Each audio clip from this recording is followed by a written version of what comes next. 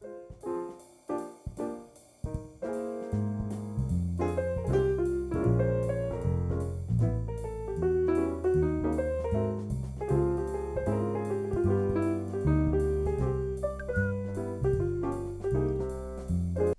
evening and welcome to another episode of Late Night with Lenette.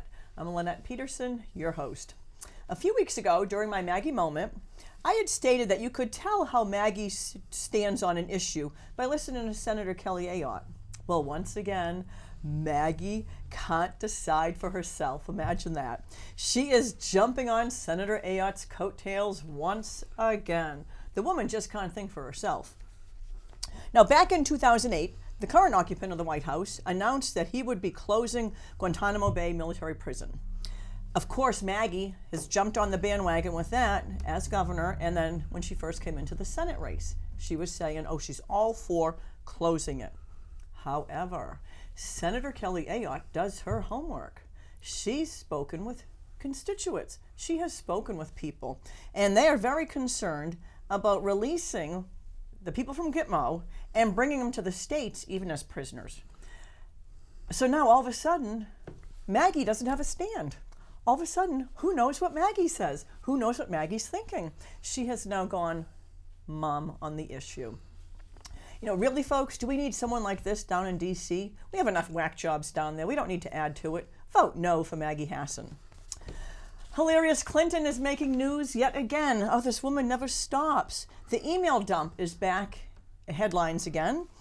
And it seems that the email dump that her and her staff are involved in is huge, bigger than big. A former NSA, National Security Association, John Schindler, has said that the dumping contained an even bigger bombshell than the message that she had ordered aides to turn a sensitive faxed document into non-paper with no identifying heading or where it was sent from. Folks, this had to do with a top briefing with the country of Sudan. Hello? This email scandal is huge. If this had been anyone else but a Clinton, they would already be indicted. Why is it that Hilarious and her husband can get away with things like this? You know, we need to say no to Hillary Clinton. Hilarious Clinton needs to be in prison, first of all. I mean, it's despicable. A former First Lady, former Senator, former Secretary of State could be so careless with national security? No. Throw her in prison. Vote no. I have a special... Wait. Yes, I got to tell... I'm sorry to interrupt, but I want to tell you something. This is the most egregious thing about Hillary Clinton. And I don't think the view... Because nobody's covering it. Nope. Okay? This is the one thing they're not covering, is not only did she lie about what happened in Benghazi, about it being... She claimed that it was that crappy movie that... If you've ever seen them, you should... I don't know where I'm supposed to look, but... Where the red lights are. If anybody's seen the movie, it is horrific. That they claim caused all this trouble. Right. I mean, it was pretty bad. That's not aside. She went and told that the parents of the people that died that she was going to get that filmmaker because at that point in time she was still on the story that it was a riot as a result of the movie. Well, not only did she say that, they did it. That guy ended up in prison. Okay, there's certain freedom of speech and freedom of the press that we have in the United States. She not only fabricated a lie to make Obama look good, they pursued it to the point of actually imprisoning somebody, so she will use her office to put people in jail that disagree with her or are a threat to her presidency. Can you really...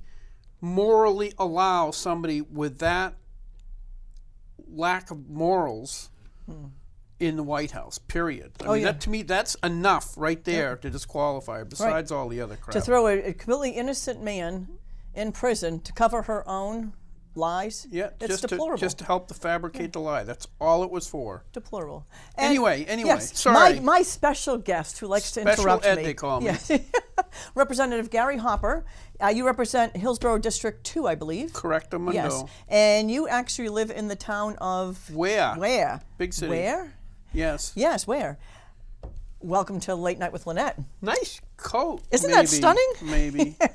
Kind of. Always good to see you. Now, you've been in the House since 2008. No. Incorrect. Well, that was the second time around. Was 2008. First I got elected in 2000. Right, but that was... Then the voters smartened up and got rid of me in 2004. Right.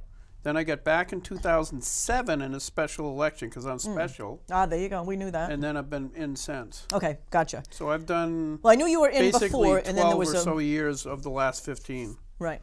Now, you were... When I was first elected to the House, you were chairman of Fish and Game. Correct. And then you came to Judiciary. Yes. I was on Judiciary, and you joined us in Judiciary. Now, Yes. you're still on Judiciary, correct? That is correct. Yeah, very good. And you were, this last election, you were the top vote getter for your district. Was? Oh, yes, yeah. you were. I aggravated Neil Kirk, which Yes. is always a good time. He was dumped down to number 2. Yes, yes. That's always exciting. Yeah, no, I don't. It's kind of cool, but it doesn't amount to a hell of beans. All you have to do is do something really provocative, and you'll go down to number 4. So As long as you get in. as long as you get in. Yeah, that's what I didn't It's care like- where I fell. As long yeah. as I was in the top 8, that's all that mattered. But I'm sure it bothers him because he invests a lot of money. I spent $297 to get reelected, Good for you. Good for you. Yeah. and I can't be bought except for food. Food pretty much No, does it. and food couldn't buy me either. Like, you know those what do you call the ones with the pastries with the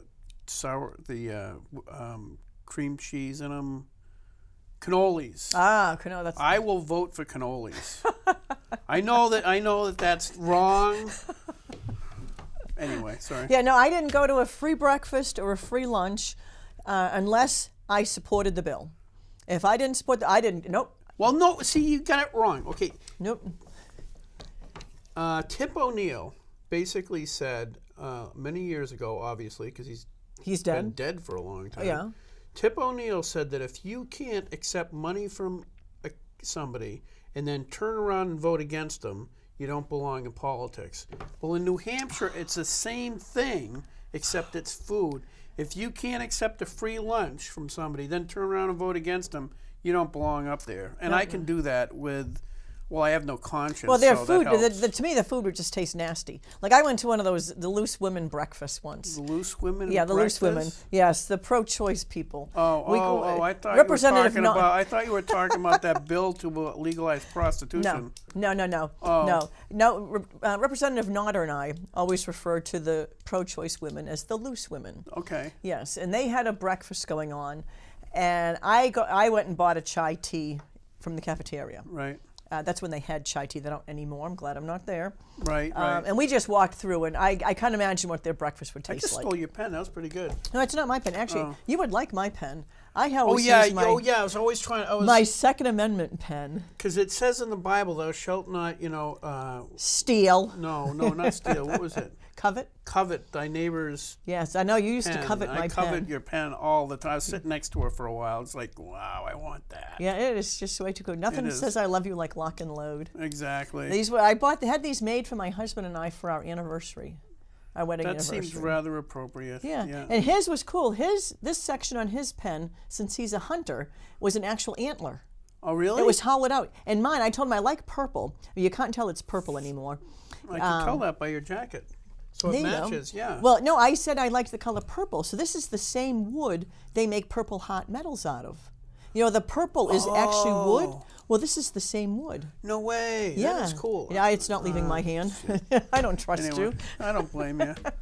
So now, Hey, you know who else did that? Tahir Aziz? When I was first elected, there was a state rep from Manchester who was a Muslim, and he wouldn't accept free lunches from anybody. It didn't matter if he agreed with them or not. He was probably one of the more honorable legislators I've ever had to deal with. no, Really nice guy. if I agreed with the issue, I had their lunch or breakfast. Yeah. Or if it was an an information type meeting, and I wasn't sure where I was on the bill, like some of the gambling ones. And Okay, but were you less sure when you were hungry?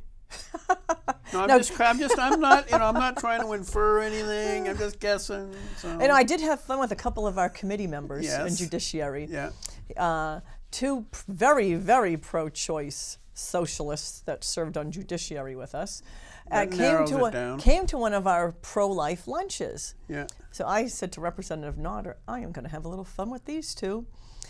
And I said, oh, great, you've jumped ship. You've come to our side. Can I get you to speak on one of the bills? Well, one of them ran from the room as fast as he could. Oh, no way, no way. Well, the other one, the female ran from the room. The poor gentleman was trapped. And he had to sit. He had listened to the whole thing. And he confessed that he came because Food. And the other one told him it was a free lunch and didn't tell him what the free lunch was about. No. He said he wouldn't have come. Right. But he sat through the whole thing, and I made sure I rubbed salt in his wound. That a girl. Yes. Shame on you. Now, comparing, can you compare Fish and Game to judiciary? Fishing game is a lot more fun. I'm sure. It is a lot. I mean, when I was on Fishing Game, I used to get up and speak a lot. I remember that. Okay. Well, as soon as I went to judiciary, I kind of clammed up, because first of all, one of my things when I get up and speak is I like to make jokes. Well, if like I posted on Facebook, we got 8 abortion bills.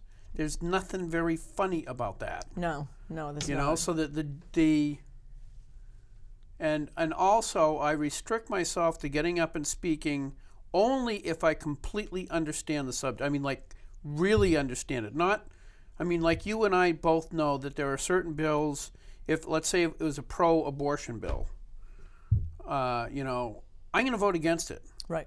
Period. Exactly. I don't really need to read the bill or understand it. All I have to know is they're trying to, liberalize the laws on why it's okay to kill unborn children. That's all I really need. So I'm not going to necessarily, unless somebody asks me to, I'm not going to really read the bill and really understand it fully to get up and speak on it, because usually there's so many people that want to get up and speak on that stuff anyway. Right. That you're just wasting people's time. Oh yeah. Now I have to clarify. So I don't get up a lot when I'm in judiciary, because it's just. Well, I do have to clarify something. Yes. It's not that you don't speak anymore, because in committee you still are. I'm sure you're still very entertaining in committee. I am. I try to aggravate a lot of people at once. Yes. Yes, and that is a good thing. You don't speak on the House floor, Correct. but in committee, it seems you enjoy. I am not committee. a wallflower, if that's what you're asking. Yes. And my last term, it was fun spinning up that chairwoman. I think the most fun though I had was when I first got on judiciary. We had a bill that was basically, it was a scam. It was the early offer bill. Yeah. It was an absolute scam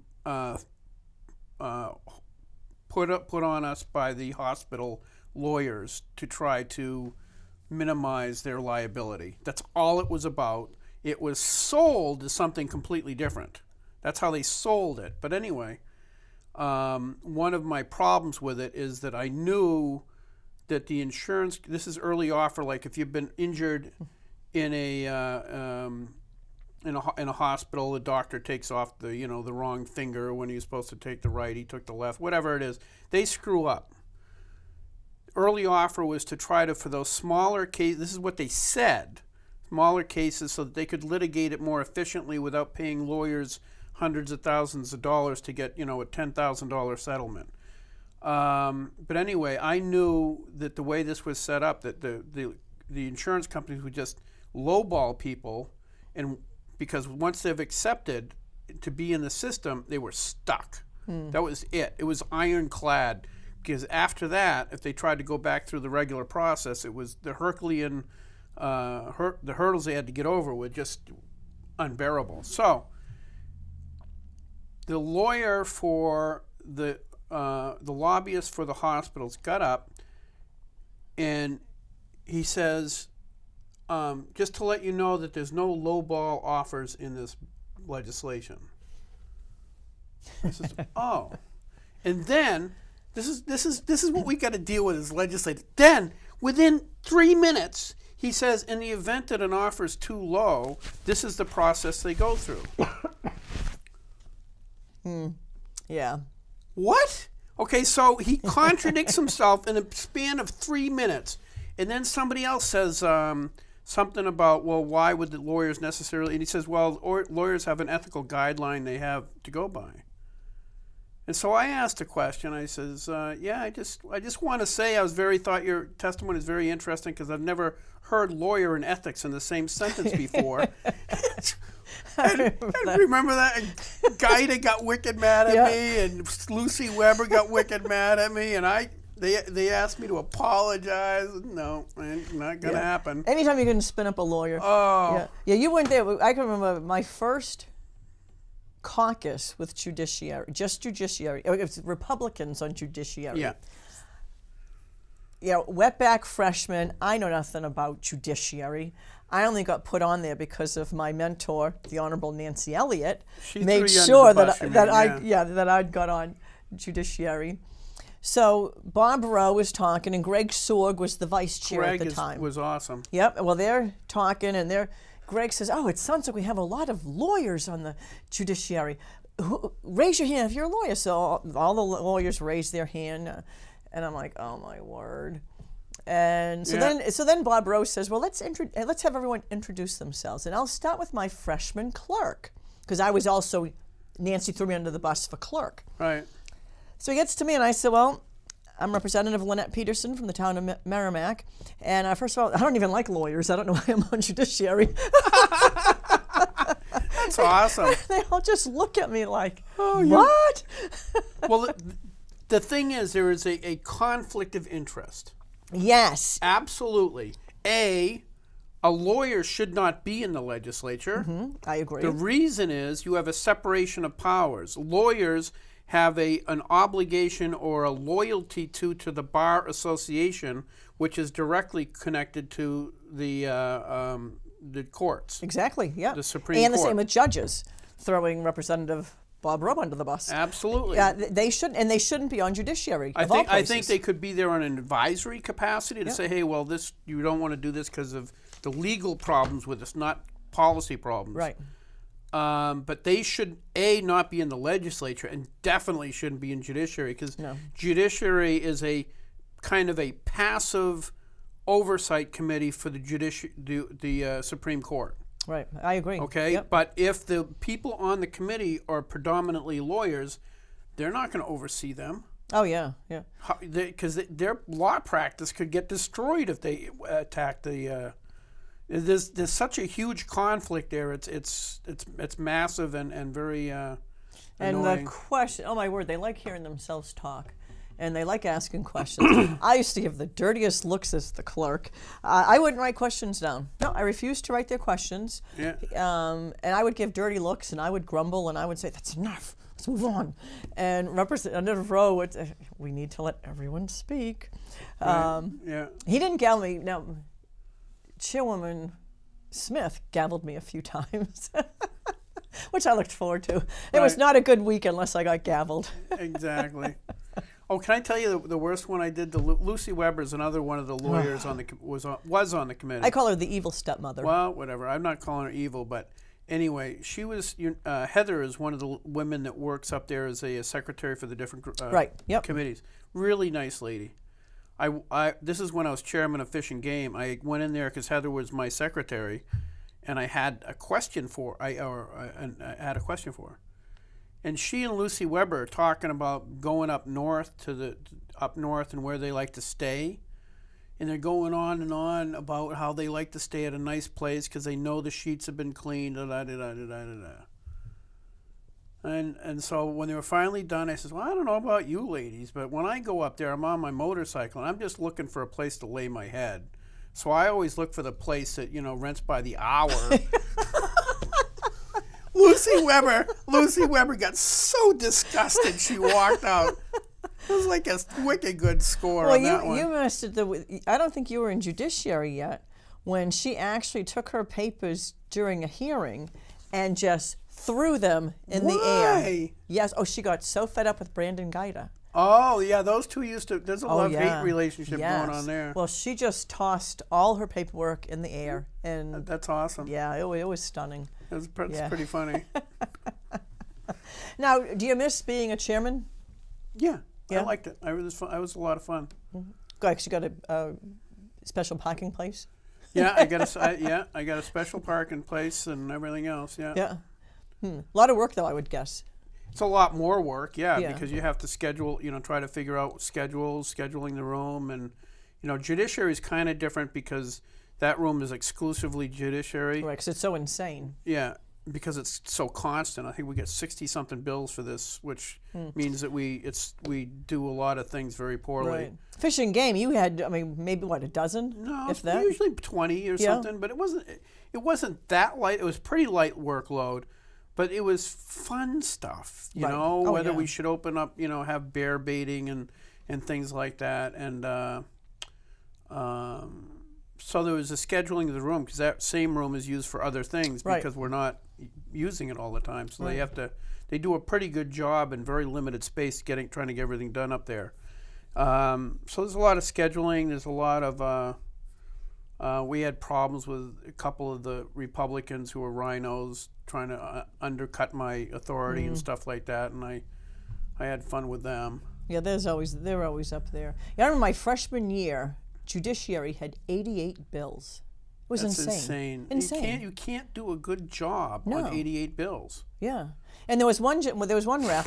He had 2 bills in a row. He was the only one that spoke on it, and like I said, I was freshman clerk, and he finished the first one. Well, he did the 2, and then Bob Rowe called. We had a little break, and I told him, I said, I think it's time you fired your clerk, and he's like, why would I do that? I said, well, I didn't write anything down.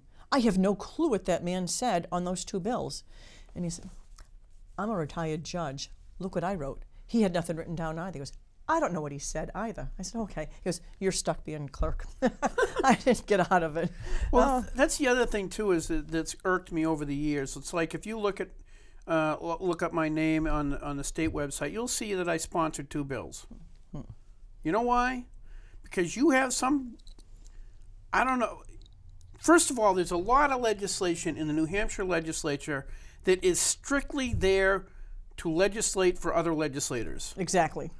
You know what I mean? It's Yep. like getting your suit on. You put on a nice suit just to impress the other Exactly. It is the same thing. Most of it's mumbo jumbo. It's mumbo jumbo. There's some legislators who have up to 30 bills Yep. that they are sponsoring. Now, let's break that down. Let's say you have 10 bills in the legislature. Yep. A reasonable average, if there is that they're going to spend 15 minutes of floor time, because some of them take no time and some of them take Too much half an time. hour, Yeah, 2 too hours, much 3 time. hours. Yep. So let's say 15 minutes.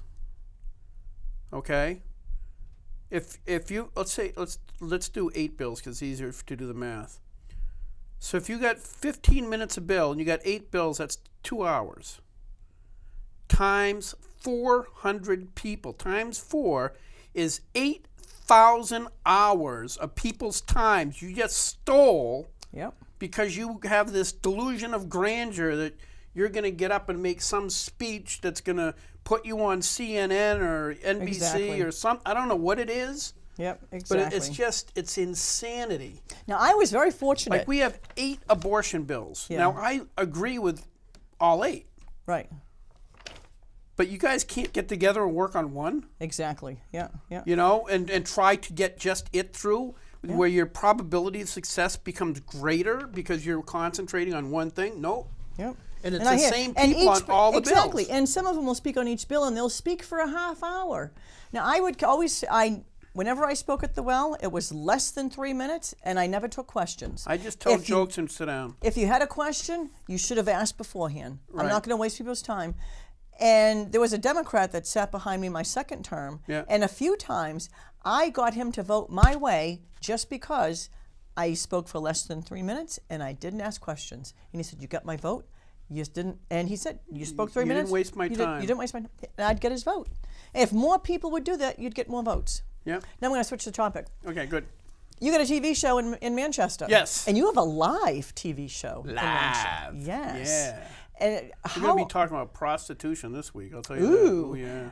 Now, how did you come up with the title Rocks, Paper, Scissors, Rock, Hand paper, Grenades? hand grenades. Oh, rock, paper, hand grenades. There's no I scissors did not in come there. up with it. I would love, because it is my character, to have invented something like that, but I did not. That was, I don't want to get too far in the weeds, but a friend of mine who was in recovery needed a place to stay.